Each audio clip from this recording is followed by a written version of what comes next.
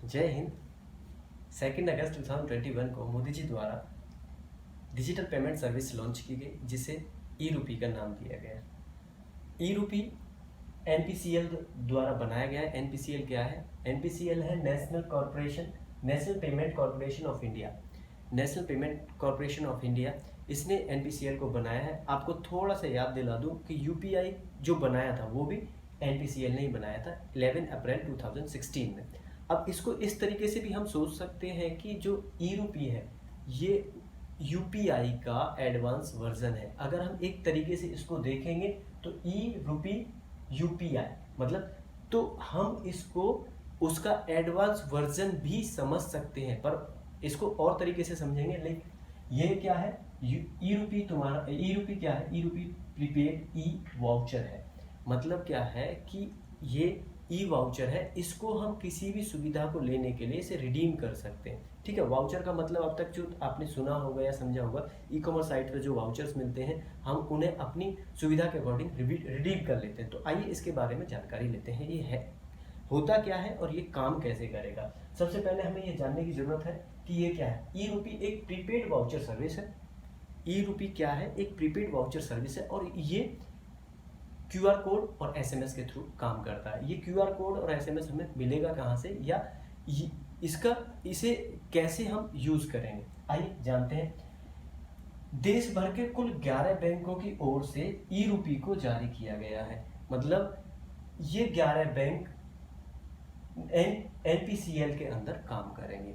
NPCL responsible बनाएंगे इन 11 बैंकों को, और ये बैंक क्या करेंगे? इसकी मदद से लाभार्थी को बैंक से सीधी योजनाओं को क्यूआर कोड या एसएमएस के माध्यम से भेजा जाएगा। इसका यूज करने के लिए बैंक अकाउंट या स्मार्टफोन या इंटरनेट की भी जरूरत नहीं पड़ेगी। तो इससे ये क्लियर होता है कि भैया अगर तुम्हारे पास एक छोटा सा भी फोन है तो भी काम चल जाएगा, क्योंकि उस फोन में एसएमएस तो आ ही सकता है। एसएमएस में आपको एक लिंक मिलेगा जिसकी वजह से आप इस सुविधा का लाभ उठा सकते हैं। तो अब दो बात तो क्लियर हो जाती है कि अब अगर कोई सुविधा गवर्नमेंट से आपको मिल रही है तो वो सीधा आपके पास आएगी, अब किसी मीडिएटर के पास वो नहीं जाएगी। तो ये वर्क कैसे होगा? क्यूआर कोड कहाँ से मिलेगा और एसएमएस कहाँ से आएगा? क्योंकि अभी हमने बताया है कि देश भर के कुल 11 बैंकों की ओर से ई रूपी को जारी किया जाएगा। तो ये ही बैंक इसको क्यूआर कोड बना के कस्टमर तक, यानी जो बेनिफिशियरी है उस तक भेजेंगे। अब इसका क्या रोल है? एनपीसीएल का क्या रोल है? एनपीसीएल क्या करेगा? इस पेमेंट की सिक्योरिटी और सेफ्टी के लिए एनपीसीएल की ये कमेटी का गठन हुआ है। एनपीसीएल क्या करेगा कि जब क्यूआर कोड बनेगा तो एक क्यूआर कोड एनपीसीएल के पास रहेगा, एक बेनिफिशियरी के पास जाएगा और एक उसके पास जाएगा जिसके लिए वो क्यूआर कोड तैयार किया गया। सपोज दैट कि गवर्नमेंट से लाइक किसानों का, फार्मर का एग्जांपल ले लेते हैं, जो कि गवर्नमेंट की तरफ से किसानों के लिए एक सीधी एक योजना आई जिसमें गवर्नमेंट ने किसानों को 6,000 रुपये देने का एक वादा किया। तो 6,000 रुपये किस लिए दिए गए कि 6,000 रुपये किसानों को हेल्प करने के लिए दिए गए।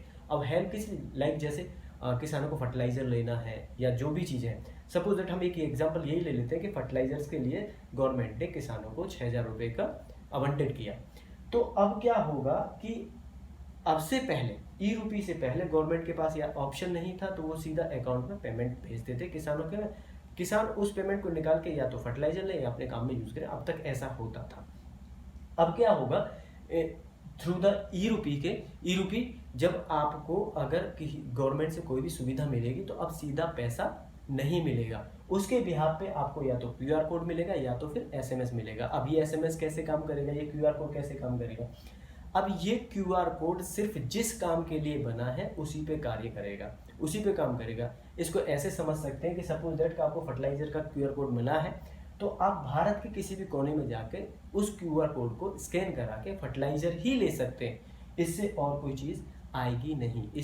अगर सपोज दैट ये क्यूआर कोड ले जाके आप अब किसी शॉपिंग मॉल में चले जाओ और वहाँ से शॉपिंग करने लगो और उनको दिखा दो कि हमारे पास ये क्यूआर कोड है, तो जब वो अपनी मशीन या अपनी सुविधाओं के अकॉर्डिंग उसे स्कैन करेंगे तो ये इनवैलिड दिखाएगा, क्योंकि ये क्यूआर कोड सिर्फ बना है फर्टिलाइजर के लिए। या ये एग्जाम्पल के थ्रू मैं तो आपको समझा रहा हूँ कि ये कोड सिर्फ फर्टिलाइजर के लिए बना है। तो एनपीसीएल ने क्या किया है कि एक क्यूआर कोड इंडिया के जितने भी रजिस्टर्ड फर्टिलाइजर्स विक्रेता हैं उनके पास भेज दिया है। तो उनके पास ये भेज दिया है।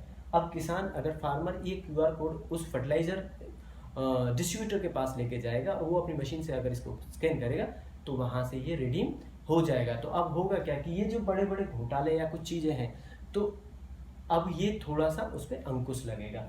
तो जो पैसा जिस सुविधा के लिए आपके पास आया है वो उसी में खर्च होगा, उसे किसी दूसरी जगह नहीं लगा सकते। एक दूसरे एग्जांपल से और समझते हैं कि सपोज दैट कि एलपीजी पे गवर्नमेंट ने सब्सिडी दिया और उसका क्यूआर कोड बना के आपके अकाउंट पे या आपके फ़ोन पे भेज दिया। अब क्या करेंगे कि सपोज दैट आपको सब्सिडी मिली 500 रुपये की, 1000 रुपये की, तो उसका एक क्यूआर कोड मिलेगा। अब पैसे नहीं मिलेंगे, अब एक क्यूआर कोड या एसएमएस मिलेगा। अब उस एसएमएस के जरिए आप उसको सिर्फ एलपीजी सेंटर पे ही खर्च कर सकते हैं और कहीं वो रिडीम नहीं होगा और कहीं उसका यूज़ ही नहीं होगा। तो अब क्या होगा कि जितनी भी सुविधाएं हैं अब सीधा बेनिफिशियरी को जाएंगी, अब बीच में कोई मीडिएटर नहीं रहेगा। सपोज दैट कि एक एग्जांपल और ले लेते हैं कि गवर्नमेंट के तरफ से या फिर किसी प्राइवेट कंपनी ने किसी अपने एम्प्लॉय को किसी दूसरे शहर में भेजा और उससे बोला कि ये हम आपको वहाँ जाने का 10,000 रुपये एक खर्चे के रूप में देते हैं और आपको वहाँ के जो 5 स्टार होटल है उसमें रुकना है। तो उस ऑर्गेनाइजेशन ने क्या किया, अपने बैंक को कांटेक्ट किया, उन्हें बोला कि हमें 10,000 रुपये का क्यूआर कोड बना के दे दो। और वो जो बैंक ने क्यूआर कोड, वो 10,000 का क्यूआर कोड बनाया, तो उस कंपनी ने वो क्यूआर कोड अपने एम्प्लॉय को दे दिया। अब होगा क्या कि जिसके नाम से वो क्यूआर कोड बना है या जिस होटल के नाम से या जिस ऑर्गेनाइजेशन के नाम से क्यूआर कोड बना है तो वो वहीं पर रीडिंग होगा। अब सिस्टम क्या हुआ कि बैंक ने क्यूआर कोड बनाया, एक वो भेज दिया एनपीसीएल को, एक भेज दिया एक भेज दिया कंपनी को और दूसरा भेज दिया जिस ऑर्गेनाइजेशन के लिए बना है।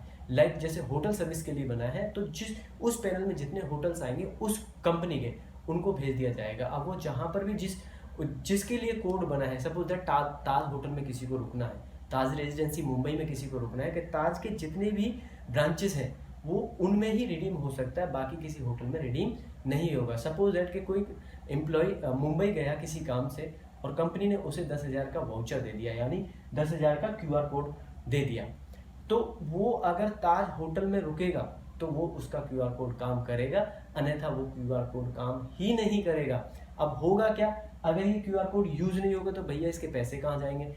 क्यूआर कोड अगर ये यूज नहीं होगा तो एनपीसीएल उस क्यूआर कोड की जो पैसे हैं वो सीधा कंपनी को रिटर्न कर देगा। इसमें बैंक का क्या फायदा है, बैंक का ये फायदा है कि इस क्यूआर कोड को बनाने के लिए जो नॉमिनल अमाउंट होगा वो बैंक ले लेगा। अब एक छोटे से एग्जांपल से हम इसको इस तरीके से भी समझ सकते हैं कि जैसे हम बैंकों के पास डिमांड ड्राफ्ट बनवाने जाते थे तो हमें डिमांड ड्राफ्ट की पैसे पे करने पड़ते थे। सपोज दैट कि हमें 2,000 का एक डिमांड ड्राफ्ट बनवाना है तो हमें 2,000 रुपये की रकम बैंक को देनी होती थी और उसके बनाने के जो नॉमिनल प्राइस होता था वो देना पड़ता था। उसके बाद हमें एक जिस नाम से हमें डिमांड ड्राफ्ट बनवाना है बैंक का, वो उस नाम से डिमांड ड्राफ्ट बना के हमारे हाथ में थमा देते थे। अब डिमांड ड्राफ्ट को उस ऑर्गेनाइजेशन को देना है जिसके नाम से हमने बनवाया था।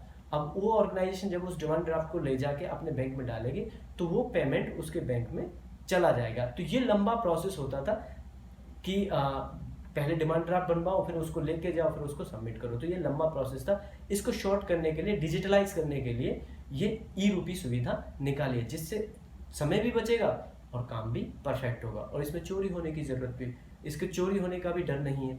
तो अब क्या होगा कि भाई ये सुविधाएं जितनी भी इसके अंदर आ रही हैं वो धीरे धीरे नए नए फीचर्स और आएंगे और इससे लगता है कि बहुत सारी चीज़ें क्लोज हो जाएंगी, क्योंकि इस कोरोना टाइम में बहुत सारे लोगों ने ऑनलाइन पेमेंट की सुविधा का यूज़ किया है, बहुत यूज़ किया है। अराउंड पूरे भारतवर्ष में करीब 40% यानी 40% e commerce payment digital wallet use हुआ है इस पीरियड में। अभी आपको 2-3 कंट्रीज की अगर हम बात बताएं तो ब्रिटेन की अगर बात करें तो आने वाले 7 साल में, नेक्स्ट 7 ईयर्स में ब्रिटेन बैंक नोट्स की हिस्सेदारी का करीब 90% हिस्सा खत्म कर देगा। 90% हिस्सा, 90% जो नोट है वो यूज में नहीं होंगे, उनको यूज में नहीं लगेगा, क्योंकि वहां पर सब जब 7 साल के बाद तक, ये ऐसा अनुमान है, इन आने वाले 7 साल में वो पूरा डिजिटलाइज कर लेंगे अपने आप को, तो बैंक वहां पर जो फिजिकल नोट है वो उनका यूज बहुत ही कम हो जाएगा। वैसी एक कंट्री है स्वीडन। स्वीडन में भी क्या होगा कि आने वाले 4 साल में 50% जो रिटेलर्स हैं वो कैश लेना ही बंद कर देंगे। आने वाले 4 साल में स्वीडन में ऐसी सुविधाएं होने वाली है। दक्षिण कोरिया में 96% पेमेंट कैशलेस हो रही है। अभी भी दक्षिण कोरिया में 96% जो पेमेंट होती है वो ऑनलाइन ही हो रहा है। तो आने वाले समय में शायद ये सारी चीज़ें बहुत अच्छी रहे। तो आशा करते हैं ये वीडियो आपको बहुत अच्छी लगी होगी। मिलते हैं अगली वीडियो में, तब तक के लिए जय हिंद।